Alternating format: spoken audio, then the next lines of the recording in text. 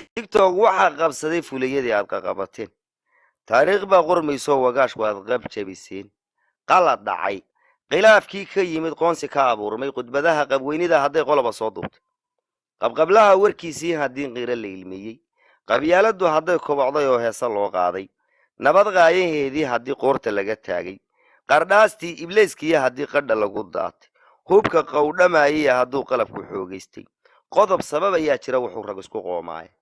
sidii roray qabiran oo mar qudha qaayib ku abraaray oo qoorta kaga jiibsadoo qumsan garan waayey ama qaalin yaroo baarqaboo laba marqooq gaadhay oo mid kale u soo qulum dhistay oo qumlo ku ataagay qowlalada afkiisiiya hadday micidu qiiqlayso oo kuray qalqaaliyi mid kale ku qodaynahayo qoton uma istaagay cadhu gelin qallocda cirqu fulan daruurahoo qam yidhi cadar qayooday ama roob khafiifoo saq dhexe teexa qubahay